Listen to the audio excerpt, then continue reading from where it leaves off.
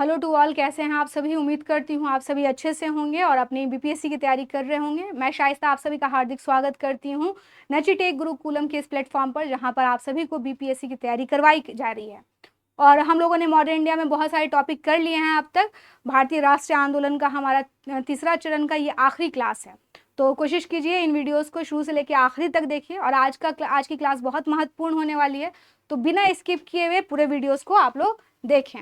आज हम लोग स्टूडेंट डिस्कस करेंगे आज़ाद हिंद फौज पर जो मुकदमा चलाया गया, शाही नौसेना विद्रोह के बारे में, भारत में जो चुनाव 1945 में हुए उनके बारे में, कैबिनेट मिशन के बारे में, सीधी कार्रवाई दिवस, अंतरिम सरकार का गठन, इटली घोषणा, लॉर्ड माउंटबेटन योजना और भारतीय स्वतंत्रता अधिनियम। तो जो भी स्टूडेंट्स अभी क्लास को शुरू कर रहे हैं, कोशिश कीजिए कि अगर आप लोगों ने पिछला लेक्चर नहीं देखा तो उन लेक्चर्स को जाकर के क्या करें, आप लोग फिर से उसे देखें, ताकि आप लोगों को समझ में आए कि क्लास जो है आप लोगों की कितनी महत्वपूर्ण होने वाली है बीपीएससी के भी संदर्भ में, और साथ ही एक अच्छी समझ के लिए भी।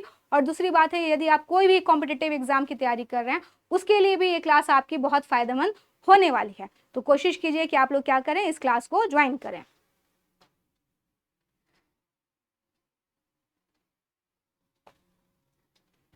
अगर हम लोग बात करें स्टूडेंट आज़ाद हिंद फौज पर जो मुकदमा हुआ, जैसा कि मैंने आपको बताया था कि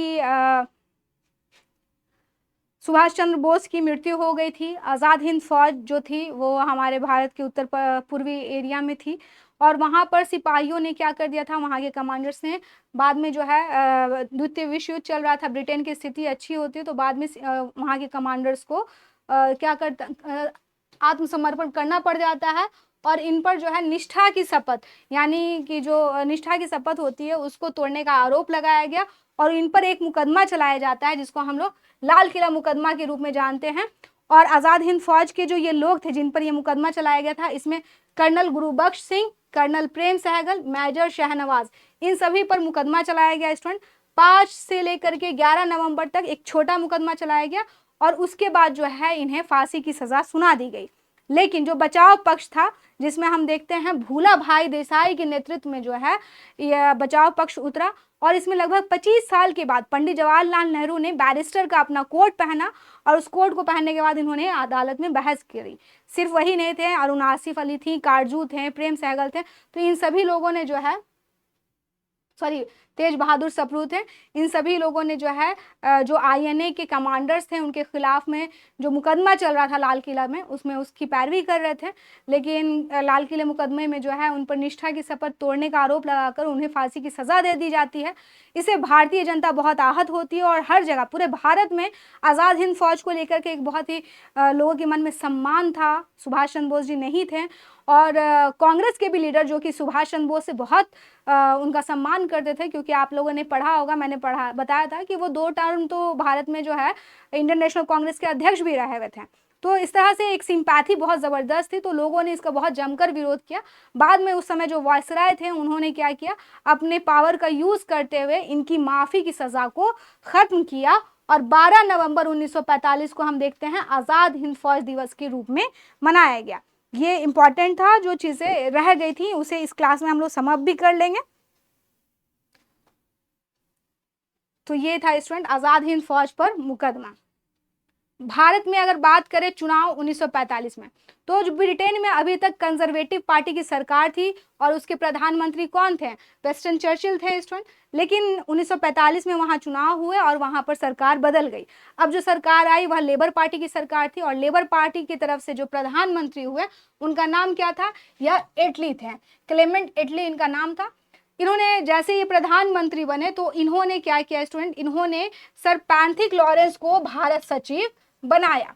इटली ने अपनी पहली कार्रवाई के अंतर्गत ये किया कि भारत में क्या करवाया जाए, आम चुनाव करवाया जाए। दिसंबर 1945 में चुनाव परिणाम घोषित हुआ, और केंद्रीय विधानमंडल में जो 102 सीटें थी उसमें कांग्रेस ने 57 सीटों पर सफलता प्राप्त की। अगर हम बात करें कि कहाँ पर कांग्रेस को मेजोरिटी नहीं मिली, मतलब बहुमत नहीं मिला, तो पंजाब, सिंध और बंगाल, इन 3 एरियाज में कांग्रेस को बहुमत नहीं मिला था। लेकिन बाकी सब प्रांतों में कांग्रेस या तो मेजोरिटी में आए या लोगों के साथ गठबंधन के साथ जो है इसने सरकार बनाए। मुस्लिम लीग को केवल बंगाल और सिंध में ही क्या नहीं मिला था, सिंध में ही क्या मिला स्टूडेंट, बहुमत मिला। तो ये याद रखेंगे कि जब ब्रिटेन में कंजर्वेटिव पार्टी की सरकार जाती है तो वहाँ पर क्या आती है, लिबरल पार्टी की, श्रमिक दल की सरकार आती है और एटली जो है प्रधानमंत्री बन गए हैं। तो ये सारी चीज़ें आपको ध्यान रहना चाहिए। अब शाही नौसेना विद्रोह है 1946 का, हम देखते हैं स्टूडेंट। यह 1946 में हुआ। क्यों हुआ? 2-3 कारण थे इसके। एक तो आज़ाद हिंद फौज की जो गतिविधियां थी उससे लोग और सेना के लोग भी बहुत प्रभावित हुए थे। दूसरी बात यह था कि 1942 का भारत छोड़ो आंदोलन था, तो उसने लोगों को और ज़्यादा क्या कर दिया था, उत्साहित कर दिया था कि हमें भारत को किसी तरह से भी अंग्रेज़ों से मुक्त कराना है। और साथ ही जो भारतीय नौसेना थी या भारतीय सेना थी, जो कि ब्रिटेन के साथ ही थे ना, ब्रिटेन के उपनिवेश थे, तो भारतीय सैनिकों को सेना के अलग अलग जो कैटेगरी है, चाहे नौसेना हो चाहे थल सेना, स्पेशली हम नौसेना की बात करें तो उनको वहाँ पर कई सारे क्या करना है, भेदभाव का सामना करना पड़ता था। बड़े ऑफिसर्स हमेशा अंग्रेज होते थे, नीचे वाले ऑफिसर्स जो थे इंडियंस थे। खाने पीने से लेके पहनावे ओढ़ावे हर तरह का और वर्किंग आवर्स से लेके हर चीज़ों में भेदभाव किया जाता था। तो इसके खिलाफ जो है हम देखते हैं स्टूडेंट, MS खान इनका एक नाम था, MS खान। इनके नेतृत्व में तो इन्होंने क्या कर दिया, एक कमेटी ही बना दी थी और जिसने जो भेदभाव हो रहा था उसके खिलाफ में इन्होंने आवाज़ उठाई। लेकिन 18 फरवरी 1946 को मुंबई के रॉयल इंडियन नेवी के सिग्नल प्रशिक्षण संस्थान INS तलवार में जो है गैर कमीशन अधिकारियों, जिनको हम लोग रेटिंग्स कहते हैं, उन्होंने विद्रोह कर दिया। शीघ्र ही यह विद्रोह जो है कोचिन कराची पहुंचा और मद्रास पहुंचा, कलकत्ता पहुंच गया स्टूडेंट, और कई सारे जो जहाज थे उस पर विद्रोहियों का कब्जा हो गया। लेकिन सरकार ने, ब्रिटिश सरकार ने सेना मतलब अपनी सेना को खुली छूट दे दी थी कि किसी तरह भी हमें इनका दमन करना है। और जो नेवल में जो विद्रोह हो रहे थे, जो विद्रोही थे, विद्रोह के दौरान उन्होंने जो यूनियन जैक का झंडा होता है उसको हटा करके वहाँ पर अपने कांग्रेस का झंडा लगाया, मुस्लिम लीग का झंडा लगाया, कहीं कहीं पर इन्होंने कम्युनिस्ट पार्टी का झंडा लगाया। लेकिन जब पटेल और इनको जिन्ना को लगा कि सरकार तो किसी तरह भी इनका दमन कर देगी, तो उन्होंने उन नाविकों को समझाया, ऑफिसर्स को समझाया कि आप लोग क्या करें, आत्मसमर्पण कर दें, नहीं तो सरकार बहुत खराब एक्शन ले सकती है। तो इसी के कारण, और उनको ये आश्वासन दिया भी गया पटेल जी और जिन्ना के द्वारा, तो इन्होंने क्या किया स्टूडेंट, आत्मसमर्पण कर दिया। यह आत्मसमर्पण इसी पे हुआ था कि सरकार इनके विरुद्ध कोई कठोर कार्रवाई नहीं करेगी। यही था शाही नौसेना विद्रोह, रॉयल इंडियन नेवी का रिवोल्ट 1946। अब हम बात करते हैं कैबिनेट मिशन योजना 1946 के बारे में।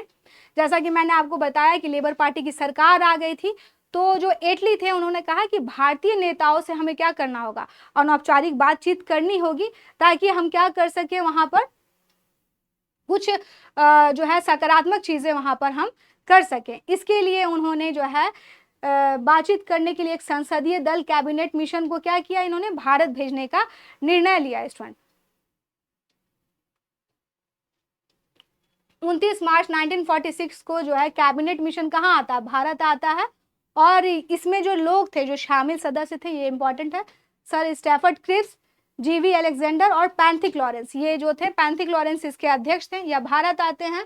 और इनका पैंथिक लॉरेंस ने कहा था कि इनका उद्देश्य है कि भारत में क्या किया जाए, संविधान एक तैयार करवाया जाए, और इसके लिए एक, जब संविधान होगा तो उसके लिए कार्य प्रणाली तैयार करना जरूरी होगा, और अंतरिम सरकार के लिए एक आवश्यक प्रबंध करना था। इनका उद्देश्य इन्होंने साफ कर दिया था कि हम चाहते हैं कि भारत में एक संविधान निर्माण के लिए एक कार्य प्रणाली तैयार की जाए और अंतरिम सरकार का गठन किया जाए। कैबिनेट मिशन ने समझौतों को अंतिम प्रयास देने के आशय से जो समझौता हुआ, तो इन्होंने एक कॉन्फ्रेंस बुलाई शिमला में। शिमला में जो कॉन्फ्रेंस बुलाई, ये त्रिदलीय था, जहां पर कांग्रेस थी, मुस्लिम लीग थे, और जो है 3 अलग अलग सदस्य शामिल हुए थे। यह कॉन्फ्रेंस चला है स्टूडेंट 1946 में ही, 5 से 11 मई। लेकिन सम्मेलन में कोई भी निर्णय नहीं लिया जा सका, किसी भी निर्णय पर नहीं पहुंच पाए, क्योंकि मुस्लिम लीग का एक अड़ियल रवैया ही था। तो इसीलिए जो है मिशन ने जो क्या किया स्टूडेंट, 16 मई को 1946 को अपने प्रस्ताव की इसने घोषणा कर दी, क्योंकि कोई निर्णय तो निकल नहीं पाया था। तो 16 मई 1946 को हम देखते हैं कैबिनेट मिशन ने प्रस्ताव की घोषणा की, जिसकी प्रमुख मांग क्या थी, ये आपके लिए इंपॉर्टेंट है कि इसकी मांग क्या थी। इन्होंने कहा है कि भारत में क्या होगा, एक प्रांत होगा जिसमें ब्रिटिश भारत के प्रांत जो भी प्रांत है वो सब ब्रिटिश भारत के भारत में होंगे। देशी राज्य दोनों शामिल होंगे और विदेशी मामले, प्रतिरक्षा और संचार ये सभी जो है केंद्रीय सरकार के अधीन होंगे। इन्होंने कहा जो संघीय विषय, जो संघ का विषय है उसको छोड़कर जितनी विषय हैं या फिर जितनी भी अवशिष्ट शक्तियां हैं वो सभी किसमें होंगी, प्रांतों में। अभी अवशिष्ट शक्तियां किसमें, अभी केंद्र में ना, उस समय प्रांतों की बात कर रहे हैं। संविधान निर्मात्री संगठन का सभा का गठन जो है प्रांतीय विधानसभा और देशी रियासतों के प्रतिनिधियों द्वारा किया जाएगा। जो प्रांतीय विधानसभा थी उसमें कहा गया कि 10 लाख की जो जनसंख्या होगी उस पर क्या होंगे, एक प्रतिनिधि का चुनाव किया जाएगा। इसी तरह प्रांतों से जो है प्रतिनिधि चुने जाते हैं। इन्होंने कहा प्रांतों को हम 3 श्रेणी में बांटेंगे। ये श्रेणी कौन थी, का, ख और ग। ग में देखिए असम और बंगाल, ख में आपका उत्तर पश्चिम भारत, उसके अलावा हम देखते हैं स्टूडेंट सिंध, पंजाब। रेस्ट किस में है, रेस्ट सब ए में है। इसने कैबिनेट मिशन ने कहा कि इन्होंने पाकिस्तान की मांग को ठुकरा दिया और कहा कि इससे हमें जो सांप्रदायिक जो अल्पसंख्यक है, अल्पसंख्यक की समस्या का हमें समाधान होता हुआ दिख नहीं रहा है जो आप बोल रहे हैं। तो इन्होंने इस बात को ठुकरा दिया। लेकिन अगर आप देखें काम में तो बाकी सारे जो उत्तर पश्चिम सिंध और पंजाब वाला एरिया है यहाँ पर मुसलमानों की आबादी ज्यादा थी। इन्होंने इस तरह से कैटेगराइज कर दिया था कि अगर जनमत संग्रह हुआ या फिर भारत का विभाजन वगैरह कुछ भी होता है तो क्या होगा, इन्हें आसानी हो जाएगी मुस्लिम लीग को। तो अब हम देखते हैं 26 जून 1946 को क्या होता है, मुस्लिम लीग ने कैबिनेट मिशन के प्रस्ताव को मंजूर कर लिया और इन्होंने कहा कि फिर भी हम क्या करेंगे, जो हमें पाकिस्तान चाहिए उसके लिए हम अपना संघर्ष जारी रखेंगे। कांग्रेस कार्य समिति ने मिशन के प्रस्ताव को स्वीकार कर लिया स्टूडेंट। और इन्होंने जो उसमें 2 बातें थी, एक तो क्या था संविधान निर्माण की बात थी, उसके लिए कार्य प्रणाली बनानी थी। इन्होंने संविधान के लिए जो है संविधान निर्माण की प्रक्रिया का समर्थन किया और राष्ट्रीय सरकार की बात की गई थी। इस प्रक्रिया का कांग्रेस ने विरोध किया। क्यों विरोध किया, क्योंकि इसमें जो है मुस्लिम लीग को असंगत जो है प्रतिनिधित्व दिया जा रहा था, जैसा कि मैंने डिवीजन आपको बताया क ख ग में कैटेगरी में। 29 जून 1946 को कैबिनेट मिशन जो है भारत से वापस चला गया और लीग और कांग्रेस जो कि चाहते नहीं थे, क्योंकि लीग को भी पाकिस्तान वाला डिमांड तो पूरा नहीं किया, लेकिन चूंकि इसको कुछ हिस्सा मिल रहा था और कांग्रेस को भी लग रहा था कि चलो संविधान का तो निर्माण होगा, तो इन लोगों ने ना चाहते हुए क्या हुआ, कैबिनेट मिशन को स्वीकार करना पड़ा, इस प्रस्ताव को स्वीकार करना पड़ा। यही थी कैबिनेट मिशन की महत्वपूर्ण बातें। अब देखिए सीधी कार्रवाई दिवस 16 अगस्त 1946, इसमें क्या हुआ स्टूडेंट, जैसा कि मैंने आपको बताया था कि संविधान निर्माण की बात थी, तो संविधान सभा के लिए जो चुनाव हुए थे उसमें 296 चुनाव स्थान थे, उसमें कांग्रेस द्वारा 205 पर जीत बना ली गई। यानी 296 में अगर आप देख लीजिए 205, तो ये क्या है, एक बड़ी जीत है ना। और इस जीत के कारण मुस्लिम लीग के जो नेता थे वो बौखला गए। उन्होंने वायसराय के अंतरिम सरकार, जो अब सरकार, जो कि संविधान सभा का तो इलेक्शन हो गया, अब अंतरिम सरकार के लिए जो है वायसराय को क्या करना था, सरकार की का सपोर्ट करना था। तो इन्होंने क्या किया कि वायसराय के अंतरिम सरकार की स्थापना से संबंधित 22 जुलाई को वायसराय ने एक मामला तो पूरा हो गया कि चलिए संविधान सभा के लिए चुनाव हो गया। अब जो वायसराय थे उन्होंने कहा कि अब अंतरिम सरकार की हमें स्थापना करनी है, तो इसलिए इन्होंने 16 जून के वक्तव्य के अनुरूप दूसरा प्रस्ताव कांग्रेस पार्टी के सामने रखा। ये दूसरा प्रस्ताव क्या था स्टूडेंट, नए प्रस्ताव के अनुसार अंतरिम सरकार में जो है टोटल कितने 14 सदस्य होंगे, जिसमें 6 कांग्रेस मनोनीत करेगी, 5 मुस्लिम लीग और अन्य 3 जो है अल्पसंख्यक प्रतिनिधि होंगे। यानी कि कांग्रेस 6, मुस्लिम लीग जो है 5 और माइनॉरिटीज जो हैं वह कितने होंगे स्टूडेंट, 3 अल्पसंख्यकों के प्रतिनिधि होंगे। ये इन्होंने कहा कि टोटल इतने मेंबर्स होंगे।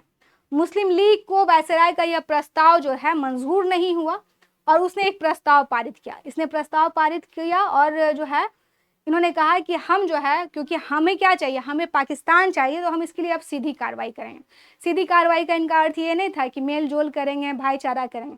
सीधी कार्रवाई करके यह दिखाना चाहते थे कि भारत में जो यहाँ पर एक लंबा इतिहास रहा हुआ था कि हिंदू और मुसलमान एक लंबे समय से रहते आ रहे थे, सौहार्दपूर्ण रहते आ रहे थे, इनको ये साबित करना था मुस्लिम लीग को कि भारत में हिंदू और मुसलमान रह ही नहीं सकते हैं। तो उसके लिए क्या कीजिएगा, झगड़ा कीजिएगा, दंगे फसाद कीजिएगा, है ना, और मारपीट कीजिएगा, यही सब कीजिएगा। तो इन्होंने सीधी कार्रवाई के तहत यही किया।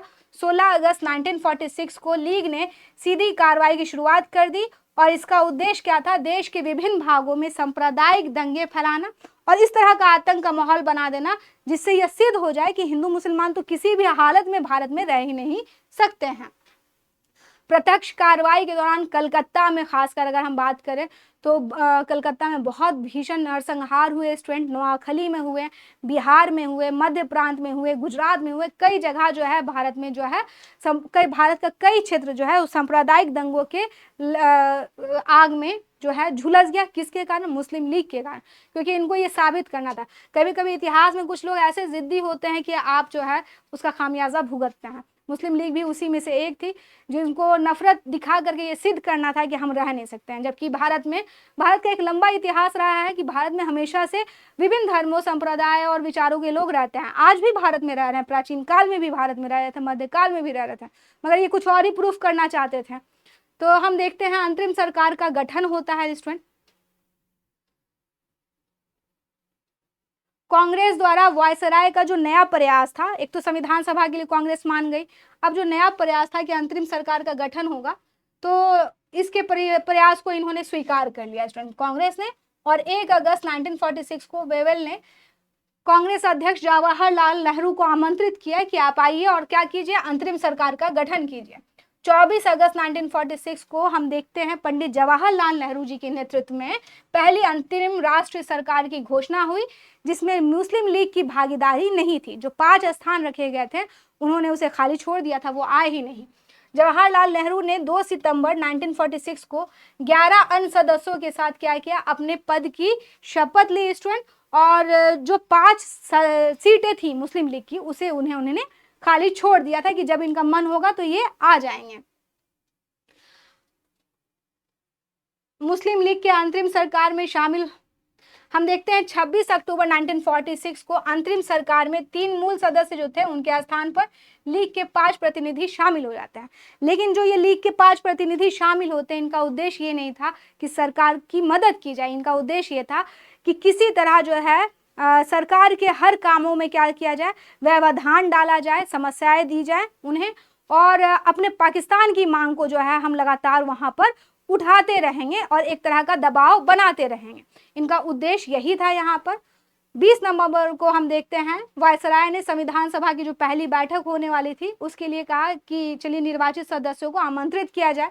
9 दिसंबर को दिल्ली में 1946 को क्या होता है स्टूडेंट, संविधान सभा की पहली बैठक होती है, इसलिए मुस्लिम लीग ने कोई पार्टिसिपेट नहीं किया। जो पहली बैठक संविधान सभा की हुई, अंत में मुस्लिम लीग द्वारा लगातार संविधान सभा के विरोध करने के कारण वायसराय ने कहा कि हम जो भी संविधान बनाएंगे वह मुस्लिम बहुल इलाके पर लागू नहीं होगा। ये बड़ी खराब बात थी, मगर इन्होंने कहा दिया कि जो वो चाह रहे थे वैसा इन्होंने दे दिया। इसके बाद देखिए इटली घोषणा फरवरी 1947। जो ब्रिटेन में श्रमिक दल के नेता थे इटली, उन्होंने हाउस ऑफ कॉमन्स में 20 फरवरी 1946 को एक घोषणा की। इसे ऐतिहासिक घोषणा भी कहते हैं स्टूडेंट। क्यों? क्योंकि इन्होंने कहा कि अंग्रेज जो है जून के पहले ही क्या करेंगे, भारत में जो उत्तरदायी लोग हैं उनको सत्ता सौंप करके भारत से चले जाएंगे। यही इटली घोषणा है। और इटली ने लॉर्ड वेवेल की जगह पर जो वायसराय थे उनके स्थान पर लॉर्ड माउंटबेटन को भारत का वायसराय नियुक्त किया। और लॉर्ड वेवेल ने जो माउंटबेटन बने उनसे पहले जो लॉर्ड वेवेल थे, अभी तक तो वेवेल के बारे में ही आप पढ़े थे, उन्होंने कहा था कि हम क्या करें, हम जो है 31 मार्च 1947 तक जो है भारत को छोड़ दें। ये इनका सुझाव था। इसको ब्रेक डाउन प्लान भी कहा जाता है। क्या कहते हैं? Break down plan. प्लेन नहीं है, प्लान है। तो अगर आपसे पूछ दिया जाए कि ब्रेक डाउन प्लान किसका था तो आप क्या बताएंगे? यह था वेवेल का। ठीक है। लॉर्ड माउंटबेटन योजना 1946 नहीं 1947 सॉरी, मार्च 1947 को भारत के 34वें और अंतिम ब्रिटिश गवर्नर जनरल यानी वायसराय जो थे माउंटबेटन जो है भारत आए, जिनका एकमात्र उद्देश्य क्या था कि भारत को जितनी जल्दी हो सके उतनी जल्दी उसे पूर्ण स्वतंत्रता देना। माउंटबेटन ने 15 अगस्त 1947 का दिन निर्धारित किया कि हम इसी दिन भारत को क्या करेंगे, सत्ता सौंप देंगे। स्टूडेंट, लगभग 2 महीने बातचीत के बाद माउंटबेटन इस निष्कर्ष पर पहुंचे। उन्होंने काफी बात करने की कोशिश की, मुस्लिम लीग से भी, कांग्रेस से भी, उन सभी के लीडर्स से भी कोशिश किया, लेकिन वह इस निष्कर्ष पे पहुंचे कि विभाजन ही एकमात्र क्या है, समाधान मुझे दिख रहा है। और जो है इन्होंने विभाजन की योजना तैयार कर दी। विवशता की स्थिति में कांग्रेस की ओर से पंडित जवाहरलाल नेहरू, पटेल जी, इन लोगों ने क्या कर लिया, विभाजन की योजना को मान लिया स्टूडेंट। और गांधी जी अगर हम देखें बात करें तो गांधी जी अंत तक इसका कड़ा विरोध करते रहे। गांधी जी कभी भी विभाजन के पक्ष में नहीं थे और माउंटबेटन योजना का भी इन्होंने क्या किया था स्टूडेंट, बहुत कड़ा विरोध किया था इन्होंने। और इन्होंने यहाँ तक कह दिया था गांधी जी ने कि यदि सारा भारत भी आग की लपेट में आ जाए फिर भी जो है पाकिस्तान हम नहीं बनने देंगे। यदि कांग्रेस विभाजन चाहती है तो वह मेरे मृत शरीर पर ही होगा, क्योंकि जब तक मैं जीवित हूं तब तक नहीं क्या करने दूंगा, पाकिस्तान नहीं बनने दूंगा, विभाजन नहीं होने दूंगा। गांधी जी इसके लिए अग्री नहीं थे। लेकिन अंतरिम सरकार जो चल रही थी उस समय हम देखते हैं मुस्लिम लीग द्वारा बहुत सारी परेशानियां क्रिएट की गई और जो संविधान सभा था उसमें हर तरह जो है उन्हें बहुत थका दिया गया था, उनके लोगों को, लीडर्स को किसी बात पे उनका एक मत होता ही नहीं था। इसी दौरान पटेल जी ने कहा था, उनका वक्तव्य बहुत फेमस है, और पटेल जी ने कहा था, सरदार वल्लभ भाई पटेल ने, कि जिन्ना विभाजन चाहते हैं या नहीं चाहते हैं, क्योंकि ये लोग क्या कर रहे हैं, सीधी कार्रवाई के अंतर्गत क्या कर रहे हैं, जगह जगह दंगा कर रहे हैं, फसाद कर रहे हैं, खूना खराबा कर रहे हैं। तो इन्होंने कहा कि अब जो है अंतरिम सरकार में भी आए तो क्या संविधान मतलब ये सहयोग करने के लिए नहीं आए, बल्कि एक तरह से हर जगह से व्यवधान उत्पन्न करने के लिए आए। तो पटेल जी ने कहा था कि अब जिन्ना विभाजन चाहते हैं नहीं चाहते हैं, अब हम विभाजन चाहते हैं, अब हमें क्या कर दो, हमें बख्श दो, तुम लोग जाओ जो जो करना है करो। तो हम देखते हैं 3 जून 1947 को प्रधानमंत्री एटली ने हाउस ऑफ कॉमन्स में जो विभाजन की योजना रखी थी उसे 3 जून की योजना भी कहते हैं स्टूडेंट। और इस योजना का मेन उद्देश्य ये था कि भारत विभाजन की योजना प्रस्तुत करना था, उस प्रक्रिया का उल्लेख करना था जिसके द्वारा जो है अंग्रेज जो है भारत को सत्ता जो है सौंप के जाएंगे। और मुस्लिम बहुल प्रांतों को यह चुनना था कि वह भारत में रहेंगे या फिर वह कहाँ जाना चाहेंगे, पाकिस्तान में जाना चाहेंगे। माउंटबेटन योजना 3 जून की योजना, और कई बार इसको मन बाटन योजना भी कहते हैं। ऐसा क्यों कहते हैं, क्योंकि देखिए जब विभाजन हुआ तो 2 डोमेनियन अधिराज्य बने, भारत और पाकिस्तान, 2 सरहदें खींची गई। ये सारे लोग पहले तो एक ही थे, एक ही संस्कृति थी, एक ही लोग थे, एक ही ज़मीन थी, तो कई करोड़ लोगों को इधर से उधर, उधर से इधर शिफ्ट करना पड़ा। बहुत सारी इस यात्रा के दौरान हिंसाओं का सामना करना पड़ा, कई लोगों की प्रॉपर्टीज़ जला दी गई, कई लोग बहुत बुरी बुरी चीज़ों से वो लोग सफ़र किए, तो इसीलिए इसको माउंटबेटन योजना भी कहते हैं स्टूडेंट। तो मुस्लिम इसमें था जो प्रारूप इन्होंने दिया था, उसका प्रारूप ये था कि मुस्लिम बहुसंख्यक क्षेत्र यदि चाहे तो वो भारत में रहे या पाकिस्तान में रहे। और इन्होंने कहा कि अगर अलग अधिराज्य बनाना चाहते हैं तो इसके लिए संविधान निर्माण त्रिसभा बैठेगी। बंगाल और पंजाब की प्रांतीय विधानसभा के 2-2 पृथक भाग होंगे, जिसमें एक मुस्लिम बहुल जिला होगा और दूसरे में बाकी जिलों के प्रतिनिधि होंगे। अगर उत्तर पश्चिमी सीमा प्रांत की बात करें तो उन्होंने कहा कि यहाँ पर जनमत संग्रह के द्वारा जो है यह निश्चित किया जाएगा कि वह पाकिस्तान में मिलना चाहते हैं या भारत में मिलना चाहते हैं। इसी तरह का प्रपोजल इन्होंने असम के सिलहट को भी दिया कि यहाँ पर भी हम जनमत संग्रह कराएंगे।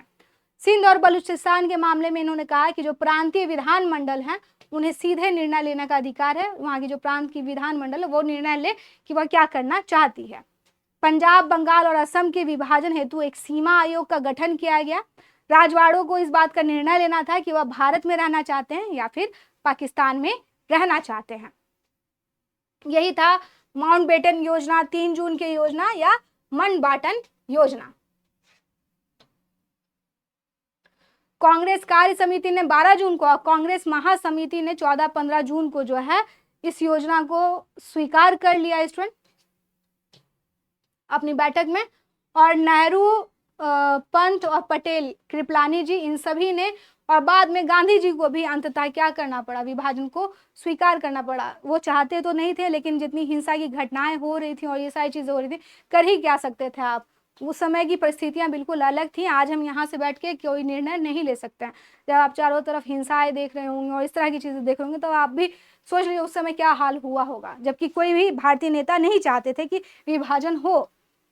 भारतीय स्वतंत्रता अधिनियम 1947, माउंटबेटन योजना के आधार पर ब्रिटिश संसद ने 18 जुलाई को भारतीय स्वतंत्रता अधिनियम 1947 जो है वह पास किया स्टूडेंट। और इसके द्वारा ही 15 अगस्त 1947 को भारत के विभाजन की बात की गई। अब इसमें इसके प्रमुख प्रावधान क्या हैं वो देख लीजिए। इसमें था कि 15 अगस्त 1947 से भारत जो कि भारत पहले तो पाकिस्तान नहीं था ना, तो जो भारत है उसमें 2 अधिराज्य यानी 2 डोमेनियन की स्थापना होगी, भारत और पाकिस्तान। और साथ ही इन्होंने कहा कि भारत राज्य क्षेत्र में उन क्षेत्रों को छोड़कर जो पाकिस्तान में जाना चाहते हैं, बाकी शेष जो है वह भारत में ही रहेंगे। खासकर अगर हम ब्रिटिश प्रांतों की बात करें तो ब्रिटिश प्रांत भी क्या होंगे, भारत प्रांत में शामिल होंगे। देसी राजवाड़ों को यह अधिकार दिया गया कि वह भारत या पाकिस्तान या किसी भी डोमेन या अधिराज्य में सम्मिलित हो सकते हैं। प्रत्येक डोमेनियन के विधान मंडल को जो है अपने अधिकार के लिए कानून बनाने का पूरा अधिकार उनको दिया गया। और 15 अगस्त 1947 के बाद बताया गया कि दोनों डोमेनियन में ब्रिटिश संसद द्वारा पारित कोई भी अधिनियम या एक्ट जो है वह वैध नहीं माना जाएगा। यानी आप अपना देख लीजिए, दोनों डोमेनियन तथा प्रांतों का संचालन जो है, जब तक ये दोनों डोमेनियन अपना संविधान नहीं बना लेते हैं, तब तक इनका जो संचालन जो है वह 1935 के अधिनियम के अनुसार ही होगा। ये सारी बात कही गई थी। हम देखते हैं ये जो पहली पिक्चर आप देख रहे हैं, ये जो पिक्चर देख रहे हैं जवाहरलाल नेहरू का भाषण है 15 अगस्त 1947 को स्टूडेंट, 1947 जब भारत हमारा आज़ाद हुआ। इस समय हम देखते हैं भारतीय इतिहास के एक नए कालखंड का उदय होता है, पुराने कालखंड का अंत होता है। 200 साल की ब्रिटिश गुलामी या ब्रिटिश अधीनता के बाद भारत जो है स्वतंत्र होता है स्टूडेंट। और इसके बाद हम देखते हैं कि लॉर्ड माउंटबेटन जो हैं वह स्वतंत्र भारत के प्रथम ब्रिटिश गवर्नर जनरल नियुक्त किए जाते हैं। जवाहरलाल नेहरू को भारत का प्रधानमंत्री बनाया जाता है। वैसे ही पाकिस्तान के अगर देखें तो मुस्लिम लीग के नेता जिन्ना कराची पहुंचते हैं 7 अगस्त को, और संविधान सभा द्वारा उनको 11 अगस्त को जिन्ना को राष्ट्रपति चुन लिया जाता है। 14 अगस्त 1947 को जिन्ना पाकिस्तान के प्रथम गवर्नर जनरल बन जाते हैं। भारतीय स्वतंत्रता के उपलक्ष्य में जहां पर देश के विभिन्न भागों में क्या सेलिब्रेशन हो रहा था, दिल्ली उल्ली में, वहीं पर पेरिफेरल एरिया थे, जैसे कि सिंध हो गया, आपका पंजाब हो गया, बंगाल हो गया, ये सब एरिया जहाँ पर क्या माइग्रेशन हो रहा था, लोग इधर से उधर जाते हैं, इन सभी जगहों पर हम देखते हैं, बंगाल हो गया स्टूडेंट, इन सभी जगहों पर बहुत बड़े सांप्रदायिक दंगे हुए। आपने जब मैंने भारतीय राष्ट्रीय आंदोलन पढ़ाया था, खासकर जो तीसरा चरण है जिसे हम गांधी युग कहते हैं, गांधी जी हर जगह हमें दिखते हैं, वह उस शाम 15 अगस्त 1947 को जब झंडोत्तोलन हो रहा है उस समय वह वहाँ नहीं थे, दिल्ली में नहीं थे। वो कहाँ थे? वह थे बंगाल के नोआखली में। नोआखली बुरी तरीके से सांप्रदायिक दंगों से जूझ रहा था। गांधी जी वहां पहुंचे, वहां के लोगों को समझाने का प्रयास किया और अपील की कि शांति बनाने का प्रयास करें। आप हिंदू या मुस्लिम या किसी भी कम्युनिटी से रहते हो, हम सभी एक मिलजुल करके क्या कर सकते हैं, प्रेम और सद्भाव से रह सकते हैं, दंगा फसाद नहीं करें। ऐसे ही कोई महात्मा गांधी नहीं कहलाता है स्टूडेंट। इतिहास में अब आप बताइए कौन व्यक्ति जाएगा जहाँ पे दंगा हो रहा हो, जहाँ पे सांप्रदायिक दंगे हो रहे हो, और वह भी निशस्त्र जाएगा, बिना हथियारों के पहुंच गए? तो ये गांधी जी थे स्टूडेंट, जिन्होंने हमारे राष्ट्रीय आंदोलन में, और गांधी जी ही नहीं, बहुत सारे हमारे राष्ट्रीय आंदोलन के, सुभाष चंद्र बोस हो जाए, तिलक जी हो जाए, अनगिनत लोग हैं, जवाहरलाल नेहरू हो जाए, अनगिनत लोग हैं, अरुणा आसिक, मैं नाम नहीं ले सकती, मगर उन सभी का योगदान है इस राष्ट्रीय आंदोलन को हमें स्वतंत्रता दिलाने में। तो आपकी जो आज़ादी है वो बहुत बेशकीमती है, कोशिश कीजिए इसे खोइए नहीं, क्योंकि 200 साल की अधीनता के बाद ये आज़ादी मिली है। तो आपको समझ में आ रहा होगा कि किस तरह जो है आज़ादी के लिए एक एक लड़ाई हम आपने 1857 के विद्रोह से लेकर अब तक एक एक कुर्बानी का योगदान है इस महान लड़ाई में जो हमने स्वतंत्रता प्राप्त की है, जो स्वतंत्रता आपको मिली है उन सभी का योगदान है। चाहे 1857 हो, बंगाल विभाजन हो, स्वदेशी मूवमेंट हो, चंपारण विद्रोह हो, भारत छोड़ो हो, सविनय अवज्ञा हो, व्यक्तिगत जितनी चीजें हैं उन सब का योगदान है स्टूडेंट। तो रेस्पेक्ट कीजिए अपने भारतीय राष्ट्रीय आंदोलन के सभी नेताओं का और अपने देश के इतिहास का, और आपकी जो स्वतंत्रता मिली है उसको बनाए रखिए। और मुझे उम्मीद है कि मैंने जो भी पढ़ाया है वह आपके एग्जाम में आपके लिए लाभदायक होगा। वहाँ से आपको जितनी भी चीज़ें आप लोगों ने पढ़ी है, अगर क्लास देखी है, तो आपके कॉन्सेप्ट भी क्लियर हुए होंगे और साथ ही आपके जो फैक्ट्स भी हैं वो भी मजबूत हुए होंगे। एक अच्छी समझ के साथ इतिहास को मैंने पढ़ाने की कोशिश की है। इतिहास में बहुत सारी चीज़ें हैं, अच्छी चीज़ें भी हैं और ख़राब चीज़ें भी हैं। और याद रखिएगा, अच्छी चीज़ों से सीखिए और ख़राब चीज़ों से भी सीखिए। ख़राब चीज़ क्या है? ख़राब चीज़ ऐसा नहीं, बहुत सारी विखंडनकारी चीज़ें हैं, बहुत सारे हेट्रेड मिल सकते हैं, बहुत सारी चीज़ें दिख सकती हैं आपको।